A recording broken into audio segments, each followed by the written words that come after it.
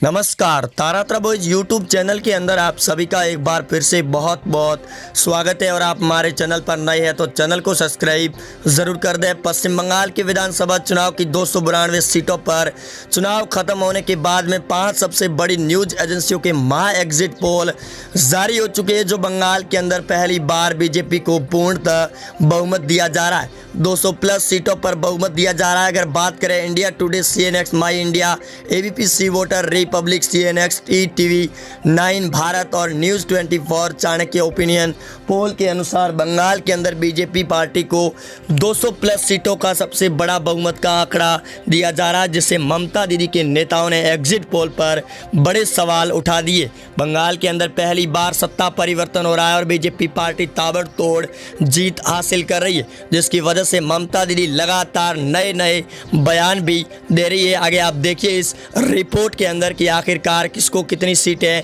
दी जा रही है। इसी के साथ अगर दोस्तों सबसे पहले बात करें दक्षिण 24 परगना की 31 विधानसभा सीटें हैं, जहां बीजेपी को 20 सीटें, TMC 9 सीटें, भारतीय कम्युनिस्ट पार्टी को 1, कांग्रेस के खाते में 0 सीटें जाती हुई नजर आ रही है। दक्षिण 24 परगना की 31 सीटों पर खलीफौज की 1 सीट है जो बीजेपी के खाते में जाती हुई नजर आ रही है। ABP न्यूज़ से लगाकर सी वोटर की 5 सबसे बड़े न्यूज एजेंसियों के एग्जिट पोल के अनुसार झाड़ग्राम की 4 विधानसभा की सीटों पर दोस्तों बीजेपी ने फिर से अपना दबदबा कायम कर लिया है। तो वहीं अलीपुरद्वार के अंदर मुस्लिम बहुमूल्य क्षेत्र का दबदबा होने की वजह से TMC को अलीपुरद्वार की 5 सीटें मिल रही है। नदिया जिले के अंदर भी मुस्लिम बहुमूल्य क्षेत्र है, जहां बड़ा उलटफेर है बीजेपी पार्टी के लिए।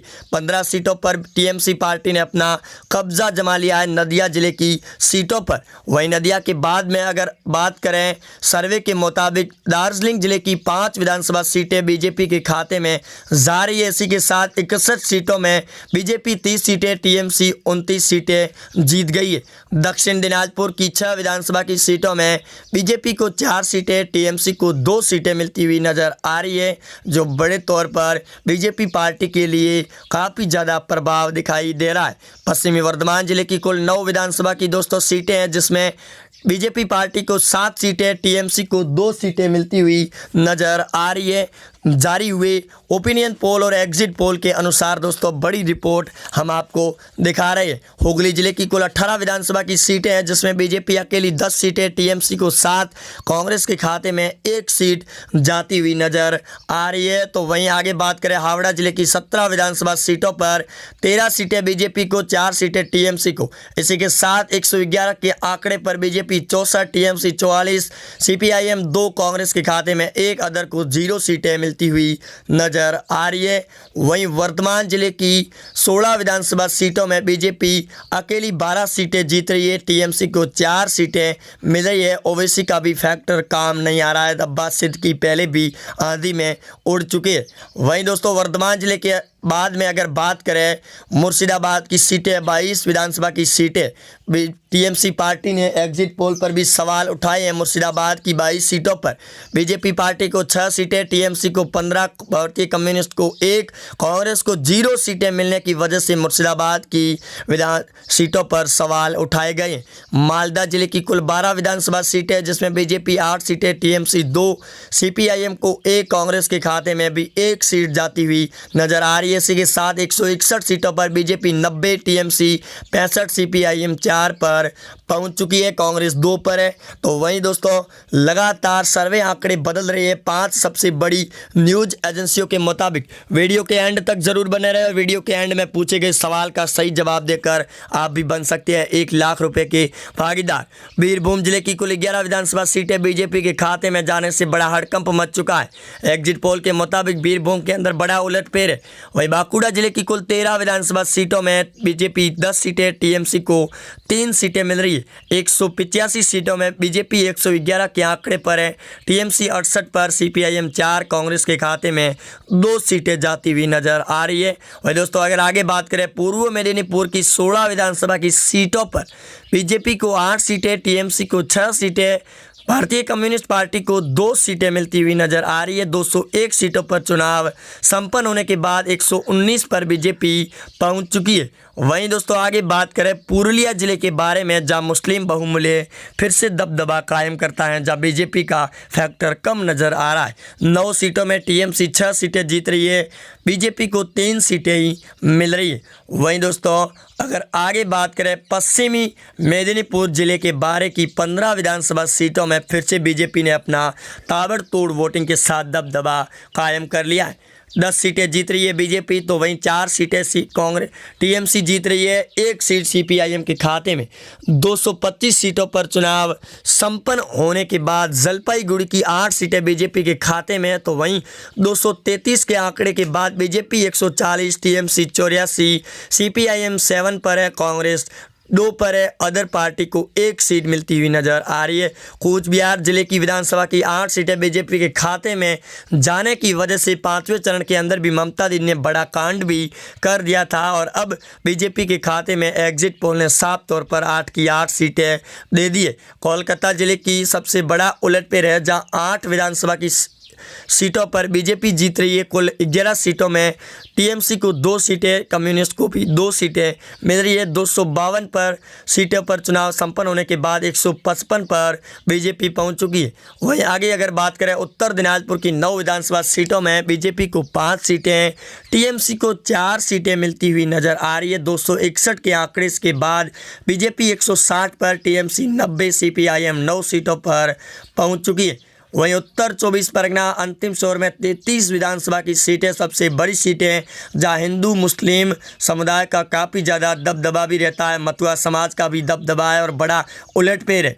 मथुरा समाज के मुताबिक वहां पर बड़े उलटफेर के साथ बीजेपी को 20 सीटें, टीएमसी 10, सीपीआईएम को 2, कांग्रेस को 1। इसी के साथ 294 सीटों में बीजेपी 183, टीएमसी 95, सीपीआईएम 9, कांग्रेस के खाते में 5 सीटें जाती हुई नज़र आ रही है, जो अपने आप में एक बड़ा उलटफेर है बंगाल की सियासी राजनीति को लेकर। बंगाल के अंदर 2021 के चुनाव में ये पहली बार उलटफेर मचा हुआ नज़र आ रहा है, जिसके अंदर ममता दीदी की बौखलाहट की वजह से इस बात को लेकर साफ तौर पर बयान भी सामने आ चुके हैं कि दीदी की इस बात की चिंता में काफ़ी ज़्यादा बवाल मचा हुआ है। मुर्शिदाबाद की सीटों पर जारी हुई एग्जिट पोल और आज की 5 सबसे बड़ी न्यूज़ एजेंसियों के अनुसार बंगाल के अंदर बड़ी तौर पर बीजेपी पार्टी ने उलटफेर मचा दिया है। ममता दीदी की बौखलाहट साफ नज़र आ रही है और बंगाल के अंदर कल यानी कि 29 अप्रैल के साथ 8वें चरण के चुनाव